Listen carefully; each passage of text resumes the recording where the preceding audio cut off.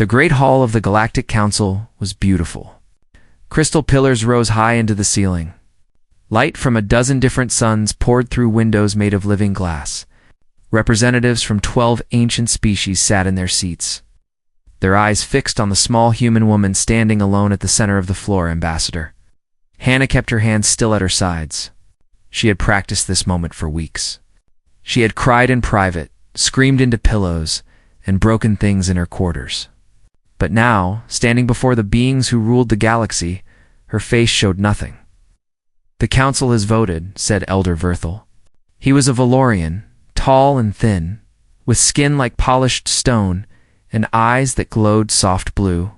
His voice echoed through the hall. "Your request for protection is denied.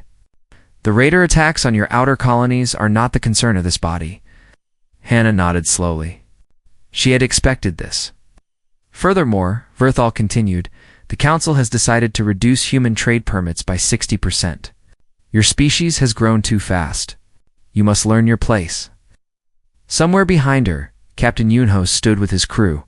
He was a solid man with gray at his temples and scars on his hands. He had fought pirates, explored dead worlds, and saved lives across 100 star systems. Now he watched as the galaxy's rulers dismissed his people like children. Lieutenant Taiho, young and hot-blooded, took a step forward. His hand moved toward his sidearm, but Engineer Nari grabbed his arm and held him back. She was small, with clever eyes and oil stains on her fingers. She shook her head once. "Not here." "Not now," Commander Essex of the Kathrani let out a sound that might have been a laugh. The Kathrani were warriors, covered in hard plates like armor. They had conquered 100 worlds before humans ever left their own planet. "Perhaps," Essex said, "the little mammals should go back to their single world. They clearly cannot survive in the wider galaxy." Several other representatives made sounds of agreement. Hannah waited until they were finished. Then she spoke. "I thank the council for its time," she said. Her voice was calm and clear.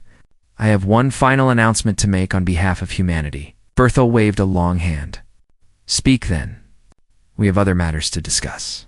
Hannah pulled a small device from her pocket. She pressed a button, and a hologram appeared above her head.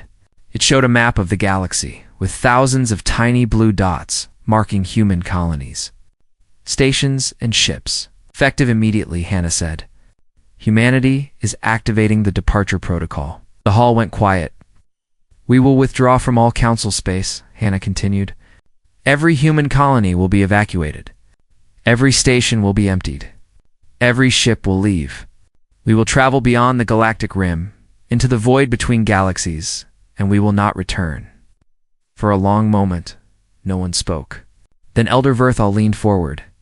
"You cannot be serious." "I am completely serious." "This is a tantrum," Verthal said. "A bluff. Your species cannot survive outside the galaxy. There is nothing in the void." Hannah smiled, but there was no warmth in it. "Then we will build something." Commander Essex laughed again, louder this time. "Let them go. The galaxy will be better without their noise and their smell and their strange emotions. We will not even notice they are gone." Other representatives joined in the laughter. The sound filled the great hall, bouncing off the crystal pillars. Hannah waited until they finished. Then she bowed once, turned, and walked toward the exit. Captain Yunho and his crew fell in behind her. As they reached the doors, she paused and looked back. "Goodbye," she said simply. The doors closed behind them. In the days that followed, the galaxy watched with a mixture of curiosity and amusement as humanity began its withdrawal. Ships lifted off from colony worlds. Stations went dark. Trade posts closed their doors. Dr. Murray, the chief scientist aboard the Dawn's Edge, supervised the evacuation of a research station orbiting a dying star. She was a quiet woman who had spent her life studying alien biology. She had developed cures for diseases that killed millions. She had shared her research freely with any species that asked. Now she packed her notes, her samples, and her memories into metal boxes. "Are you sure about this?" asked a Valorian scientist who had worked beside her for years. "Your research here benefits everyone." Iray looked at him with tired eyes. "Yes," she said. "And no one cared." On 100 different worlds, similar scenes played out. Human teachers said goodbye to alien students. Human doctors closed clinics that had served all species. Human engineers shut down power plants they had built and maintained for decades. The aliens watched them go with varying degrees of interest. Some were sad to see their human friends leave, but most simply shrugged. Humans had always been strange. This was just another example of their emotional, irrational nature. Captain Yunho stood on the bridge of the Dawn's Edge as the last human ships gathered at the edge of Council space. Behind them, the galaxy stretched out in all its ancient glory. Ahead of them, there was only darkness. "All ships report ready," said Lieutenant Taiho. His voice was steady, but Yunho could see the fear in his eyes. Everyone was afraid. The void between galaxies was the great unknown. No species had ever ventured there and returned. "Sir," said Nari from her engineering station, "I have to tell you something." She pulled up a screen showing the ship's systems. "I found something in our database. Old files, hidden deep. They are about something called the Void Reapers." Yunho frowned. "What are Void Reapers?" "Ancient machines," Nari said. "They sleep at the edge of the galaxy. They have been there for millions of years. And according to these files, humans have been fighting them in secret for the last century, keeping them asleep, keeping them away from Council space." The bridge went silent. "No one knows," Murray said softly. "We never told anyone. We just did it because it needed to be done." Yunho looked at the files on Nari's screen. Reports of small human ships venturing to the galaxy's edge, battles fought in silence, lives lost without recognition, all to protect a galaxy that treated humanity like dirt. "When we leave," Taiho said slowly, "who will stop them?" No one answered. Yunho turned to face the view screen. The void stretched before them, vast and empty and terrifying, but it was also freedom. It was a chance to build something new, something better, without the weight of alien contempt pressing down on them. "Send the final message," Yunho said. Hannah's voice echoed across every frequency in the galaxy. "This is humanity's last transmission to the Galactic Council. We came to the stars with hope and curiosity. We offered friendship. We asked only to be treated as equals. You refused. So we will go. We will build our own future in the void. And perhaps one day you will understand what you have lost. Goodbye." The transmission ended. One by one, the human ships turned toward the darkness and engaged their engines. They flew in formation, a river of light flowing into the endless black. Behind them, the galaxy continued as it always had. The Council held its meetings. Trade ships flew their routes. Wars were fought and treaties were signed, and no one noticed the small human stations at the galaxy's edge going dark, leaving ancient machines to stir in their long sleep. The stars did not tremble. Not yet, but they would. 50 years passed like water through open fingers. Elder Verthal stood at the window of his private chambers, looking out at the Valorian capital city. Once the streets below had been full of life and color. Now they were half empty. Shops stood closed. Ships sat idle in the ports. The great fountains that had sung with light for 1,000 years were silent. He was older now, his stone-like skin cracked with age. His eyes, once bright blue, had faded to a dull gray. He spent most of his days reading reports, and each report was worse than the one before. A soft chime announced a visitor. Keeper Silith entered the room. She was an archivist of the Collective, a species that had devoted itself to recording all of galactic history. Her body was covered in fine scales that shimmered like liquid silver. In her hands, she carried a data tablet. "Elder," she said, "I bring news from the outer sectors." "More bad news, I assume." "The Kathrani and the trade guilds are fighting again. 3 stations destroyed. 200 dead." Verthal closed his eyes. What was the cause this time? Mining rights in the Amber Cluster? The same dispute that has been ongoing for 20 years. 20 years. Verthal remembered when such disputes were settled in days. A human mediator would arrive, listen to both sides, propose a solution, and somehow make everyone feel like they had one. Humans had a gift for that. They had no ancient grudges with anyone. They saw problems as puzzles to be solved, not battles to be won. But there were no humans anymore, and without them, old hatreds had returned. What else? Verthal asked. Silith hesitated. The burning plague has spread to 3 more systems. The Cathroni Medical Corps is overwhelmed. They are asking for help, but no one has the resources to spare. The burning plague. It had appeared 30 years ago on a small moon in the outer rim. At first, no one had worried. Plagues came and went. But this one was different. It spread fast and killed slow, giving its victims time to infect hundreds of others before they died. In the old days, human doctors would have been there within weeks. Human medicine was strange and wonderful. Their immune systems were unlike anything else in the galaxy. They could fight off diseases that killed other species in days, and they had shared their knowledge freely, developing cures and treatments for any species that asked. Now those doctors were gone. The research stations they had built were empty. The databases of medical knowledge they had created were outdated and incomplete. Is there no cure yet? Verthal asked. The collective's medical teams are working on it, but they say it could take another decade. Millions would die. Verthal turned back to the window. Somewhere in his mind, a memory surfaced. He remembered the day the humans had left. He remembered laughing. He remembered calling their departure a tantrum. How foolish he had been. The door chimed again. This time, a young Valorian officer entered. His face was pale, his movements quick with fear. Elder, he said, there is an emergency transmission from the rim. What kind of emergency? The officer swallowed hard. The Darkfall station has gone silent. When we sent a ship to investigate, they found... He stopped, unable to continue. Found what? Nothing. The entire station was gone, torn apart. And there was something else. Something in the debris field. A machine. Ancient. Unlike anything we have ever seen.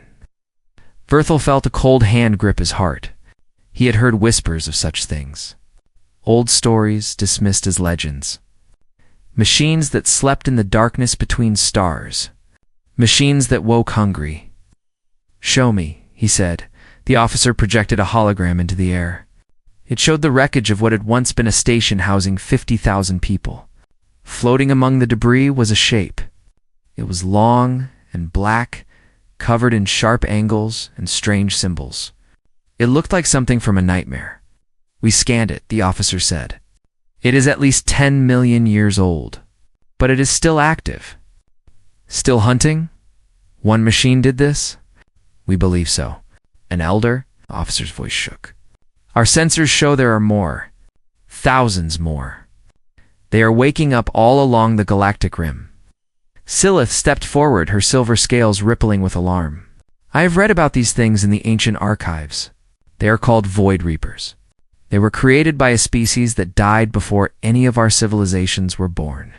They were designed to consume all organic life. Then why have we never seen them before? Silith looked at her tablet. Her hands were trembling. Because someone has been fighting them. For decades. Small ships, operating in secret at the galaxy's edge, destroying Reapers before they could wake. Keeping us safe without ever asking for thanks. Verthal knew the answer before she said it. Humans, he whispered. Yes, the records are hidden, but I found them. Humans have been protecting the galaxy since they first discovered the Reapers 80 years ago. They never told anyone. They just did it. The room fell silent. Verthal thought about all the times he had dismissed humans as weak and emotional, all the times he had mocked their short lives and fragile bodies, all the times he had voted against their interest in the council. In all that time, they had been dying to protect a galaxy that hated them. Why did they not tell us? The young officer asked. Silith shook her head. Would you have believed them? Would you have helped? Or would you have accused them of lying to gain sympathy? No one answered. They all knew the truth. Verthal straightened his old body and walked to his desk. We must find them, he said. We must find the humans and bring them back. Beg them if we have to. The void is vast, Silith said. They could be anywhere. They could be nowhere. Many believe they simply died out there in the darkness. Then we will search until we know for certain. Send ships. Send our best explorers. Send anyone who is willing to go. The orders went out across the galaxy. Ships were prepared. Crews were assembled. For the first time in 50 years, the galaxy's attention turned toward the void beyond the rim. Meanwhile, the Void Reapers continued to wake. They moved slowly at first, testing the darkness, tasting the light of distant stars. They had slept for so long. They had dreamed of nothing but hunger, and now the ones who had kept them sleeping were gone. Commander Essex of the Kathrani received reports of the Reapers while his fleet prepared for another border skirmish with the trade guilds. He read the reports 3 times, unable to believe what he was seeing. He remembered laughing at the humans. He remembered calling them mammals and mocking their emotions. He remembered cheering when they left. Now, looking at images of destroyed stations and approaching doom, felt something he had not felt in a long time. Fear.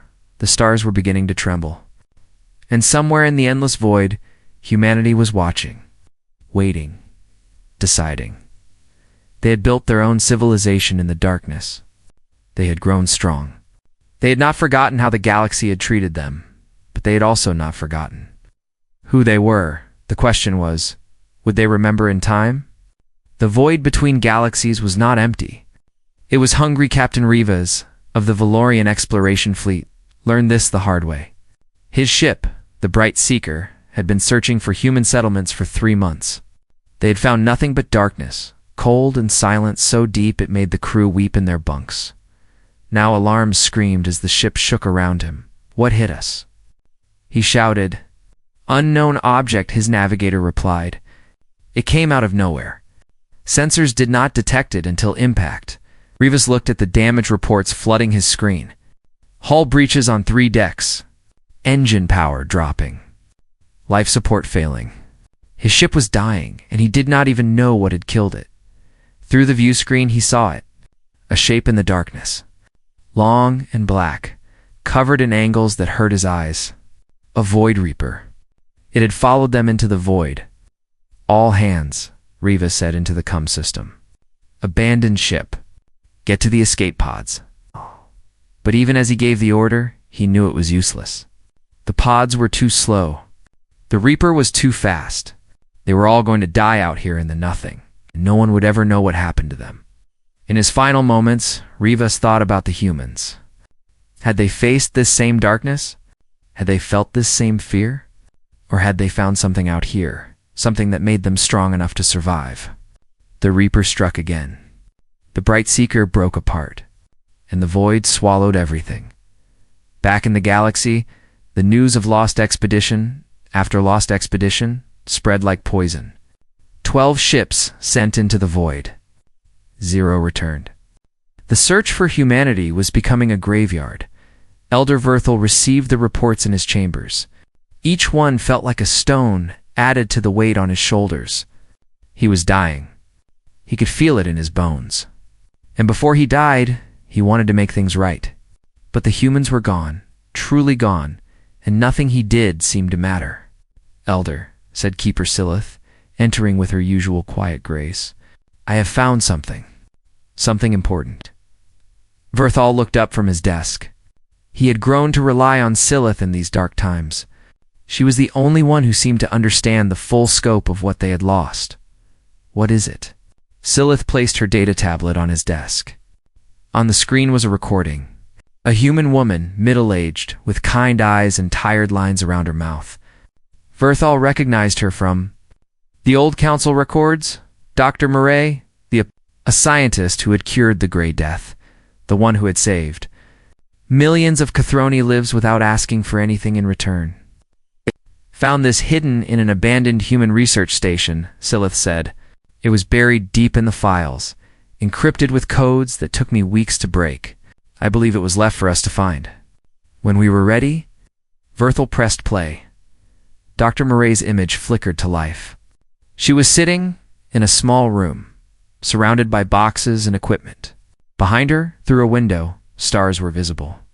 She looked directly at the camera, as if she could see into the future, see the person who would one day watch this message. "If you are watching this," she said, "then things have gotten very bad.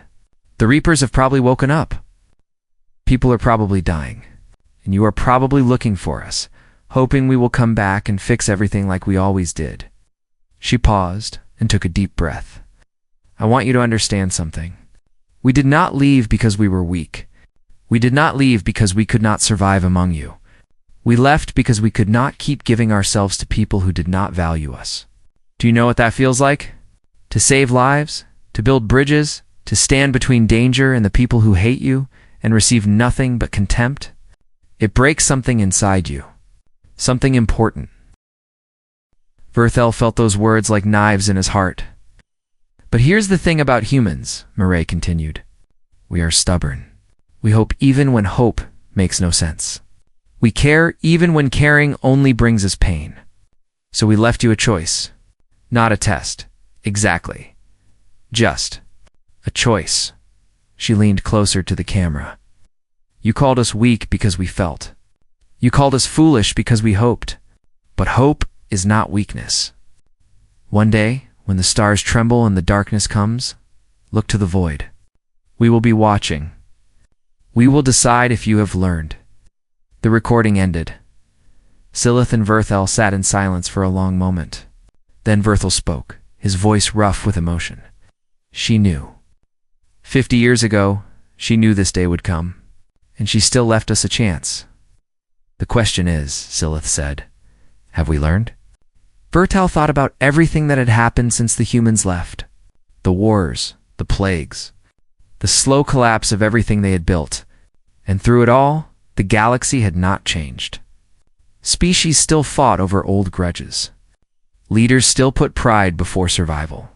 No one had learned anything until now.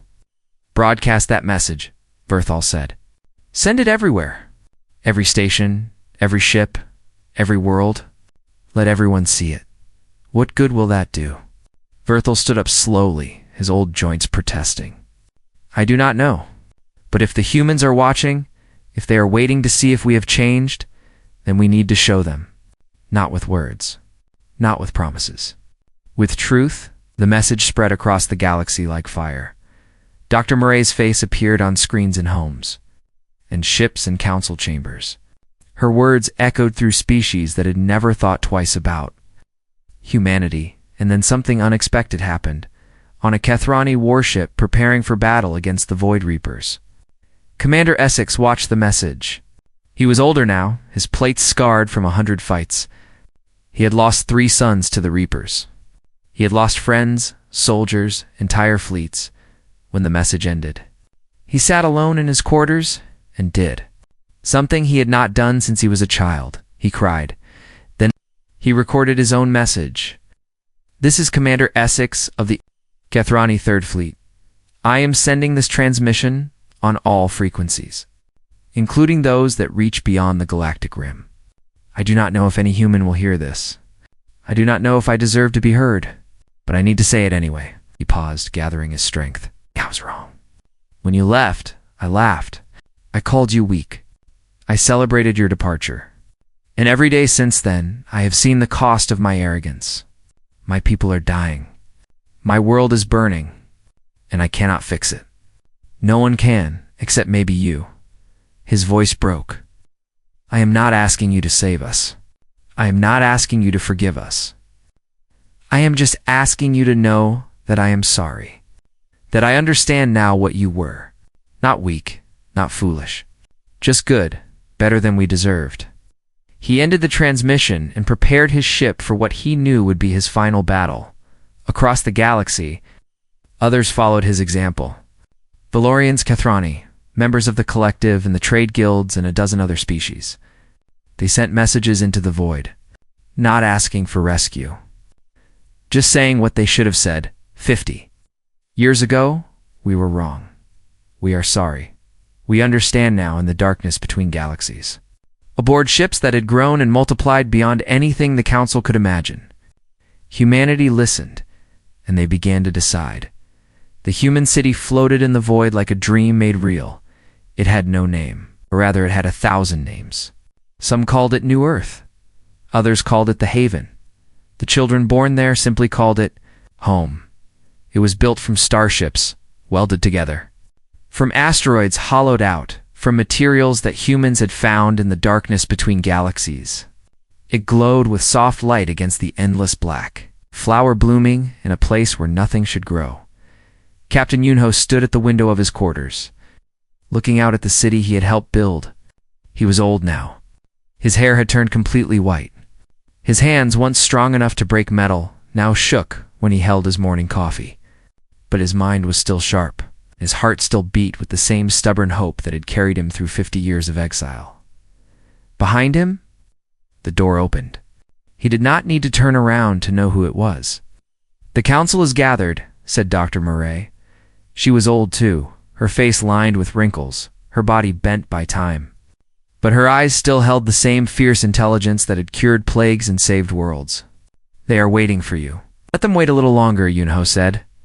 "I want to remember this moment." "Remember what?" "The peace." He gestured at the city below. "In 50 years, we have had no wars. No plagues. No council telling us we are worthless. Children grow up here without fear, without shame. For the first time in human history, we are truly free." Murray came to stand beside him. "And now you want to give that up?" "I do not know what I want. That is why we are having this meeting." The council chamber was full when Yunho arrived.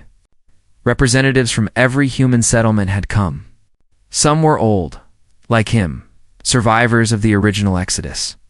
Others were young, born in the void, who had never seen the galaxy their grandparents had fled.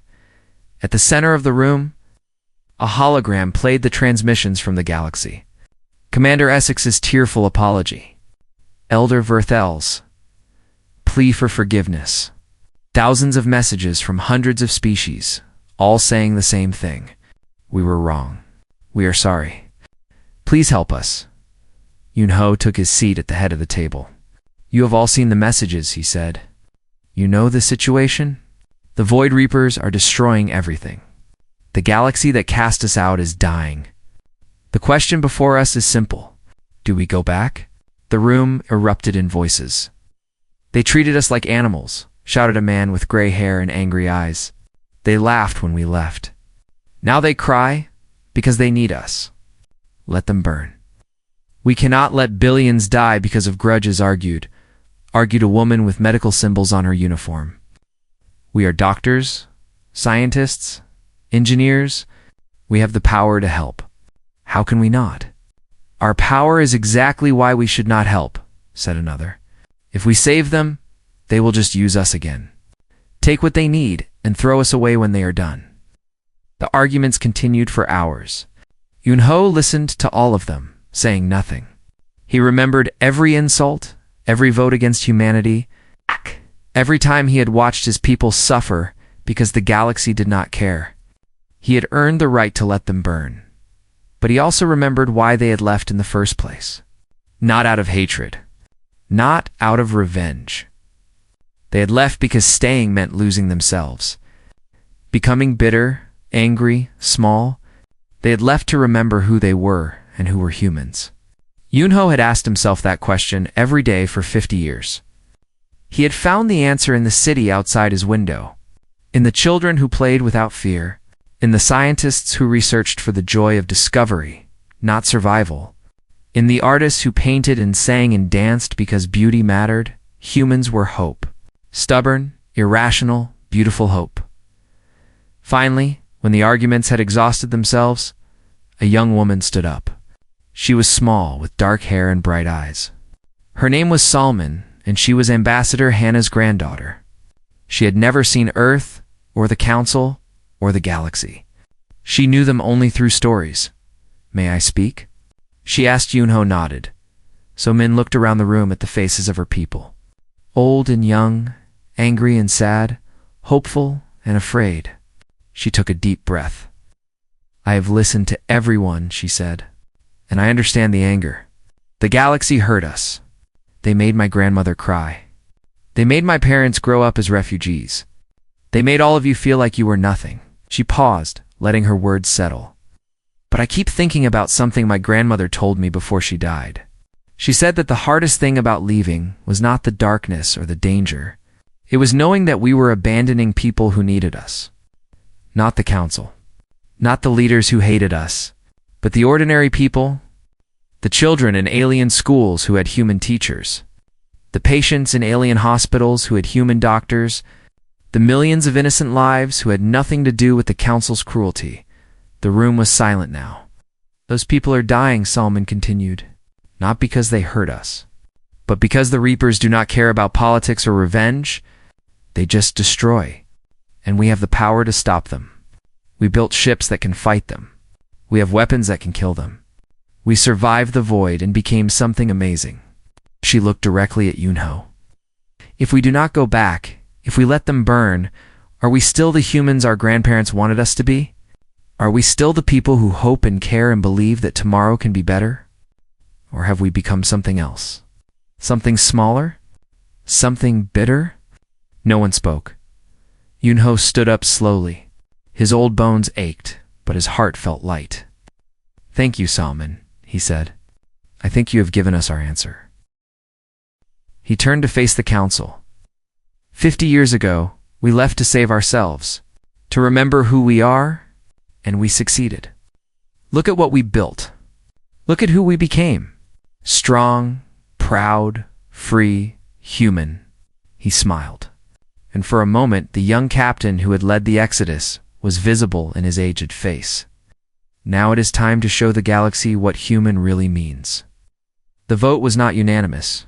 Some could not forgive. Some would not risk the peace they had found. But in the end, the majority chose to return. Orders went out across the human settlements. Ships that had been designed for defense were prepared for war. Weapons that had been built to fight Reapers were loaded and armed. Supplies were gathered, crews were assembled, and for the first time in 50 years, humanity turned its eyes back toward the galaxy. 1,000 ships gathered at the edge of human space. They were sleek and fast, built with technology that had advanced far beyond anything the Council possessed. At the head of the fleet flew the Dawn's Edge, old but upgraded. Carrying Captain Yunho and his crew, Lieutenant Taiho's daughter stood at the tactical station. Engineer Neri's grandson monitored the engines. Dr. Murray sat in her lab, preparing medical supplies for the wounded they would find, and Salmon stood on the bridge beside Yunho, ready to speak for humanity once more. All ships report ready, said the communications officer. Yunho looked at the darkness ahead. Somewhere out there, the galaxy was dying. The people who had hated them were crying for help, and humanity, stubborn and hopeful as always, was going to answer. Take us home, he said. The fleet surged forward, a river of light flowing through the void, carrying hope toward a galaxy that had forgotten what it meant. The stars that had trembled in fear now trembled with something else. Anticipation. The Void Reapers had gathered above the Valorian homeworld like a storm of black metal and ancient hunger. There were thousands of them now, each one a nightmare of angles and death. Below, on the planet's surface, billions of Valorians huddled in shelters and prayed to gods they had not believed in for centuries. Elder Rethel stood in the Planetary Defense Center. Watching the screens that showed the approaching doom, the fleet above was broken. Ships drifted dead in space. The last defenders were fighting with everything they had, but it was not enough. It would never be enough. How long? He asked. Minutes, replied his aide. The Reapers will reach the atmosphere soon. After that, the aide did not finish. There was no need. Berthel closed his eyes. He thought about his life, about all the decisions he had made. He thought about the day he had voted against humanity, the day he had called their departure a tantrum. He had been so certain he was right. So certain that humans did not matter. He had been wrong about everything. Sir, said the aide suddenly. Something is happening. Berthel opened his eyes and looked at the screen. At first, he did not understand what he was seeing. Points of light were appearing at the edge of the system. Hundreds of them. Then thousands. What is that? The aide's voice shook. "Ships, sir. Ships coming out of I do not know where. They do not match any known design. They are." A transmission crackled through the defense center speakers. A voice spoke, calm and clear, and impossibly human. "This is Captain Yunho of the human fleet. We are here to help. All Valorian vessels, fall back to defensive positions around the planet. We will handle the Reapers." For a long moment, no one in the defense center moved. Then Verthel laughed. It was a broken sound, half sob and half joy. "They came back," he whispered. "They actually came back." As the human fleet hit the Reaper swarm like a hammer striking glass, the ships were fast, faster than anything the galaxy had ever seen. They twisted and spun through the battle, firing weapons that burned with strange light. Reapers that had seemed invincible exploded into fragments. The ancient machines, confused by enemies they had never encountered, began to falter. On the bridge of the Dawn's Edge, Lieutenant Taiho's daughter commanded the vanguard with fierce precision. Her name was Jiwon, and she had trained her whole life for this moment. She had grown up on stories of the galaxy's cruelty, but she had also grown up on stories of hope. "Target the command node," she ordered. "If we take that out, the swarm will lose coordination." Engineer Nari's grandson, a young man named Do-yun, worked miracles with the ship's systems. He pushed the engines beyond their limits, rerouted power to failing shields, kept the old ship flying when it should have died a dozen times. In her lab, Dr. Murray monitored the battle and prepared for what would come after. There would be wounded. There would be sick. There would be refugees and orphans and broken people who needed help. She was ready, and on the bridge, Captain Yunho watched his people fight. He was too old for battle now. His hands could not hold a weapon steady. His eyes could not track fast enough. But he could still lead. He could still be the calm voice that his people needed. "The command node is heavily defended," Jiwon reported. "We cannot get close enough for a clean shot." Yunho looked at the tactical display. She was right. The node was surrounded by Reapers, protected by layers of metal and death. No ship could get through. No weapon could reach it. But a shuttle might. "Prepare a shuttle," Yunho said quietly. "Load it with everything we have. Explosives, resonance charges, all of it." Salmon looked at him with sudden understanding. "Captain, no. I am old, Salmon. I have lived a good life. And I have dreamed of this moment for 50 years. The moment when I could show the galaxy what humanity truly means. There has to be another way." Yunho smiled, the same smile he had worn on the day of the Exodus. "There is not. And that is all right. Some things are worth dying for." He stood up from his chair, feeling his old bones protest one last time. "Salmon, you are in command now. When this is over, you will speak for humanity. You will decide what comes next. I trust you." Salmon was crying, but she stood straight and tall. "I will not let you down. I know." Yunho walked to the shuttle bay alone. He had said his goodbyes long ago in the quiet moments between battles. To Myrei, who had been his closest friend, to Taiho's daughter, who reminded him of the young man who had wanted to draw his weapon in the council chamber. To Nari's grandson, who kept the old ship flying. The shuttle was small and fast. Yunho climbed inside and sealed the door. Through the window, he could see the battle raging. Human ships dancing with death. Reapers falling like burning stars. "This is Yunho," he said into the com. "I am beginning my approach. All ships cover me." The fleet responded. Every ship turned toward the command node, weapons blazing.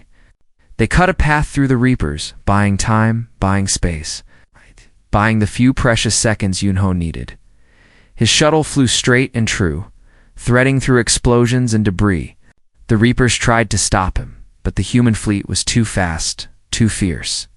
For one perfect moment, the path was clear. Yunho flew into the heart of the command node. "This is what hope looks like," he said. Then light. Then silence. The command node exploded. The shockwave rippled through the Reaper swarm. The ancient machines, suddenly without direction, began to falter, to hesitate, to fail. And the human fleet, sensing victory, pressed the attack. What followed was not a battle. It was a reckoning. The Reapers fell by the hundreds, then the thousands. Human ships hunted them across the system, destroying every last one. The alien fleets, rallied by humanity's charge, joined the fight. For the first time in decades, the galaxy fought together. When it was over, the stars were quiet.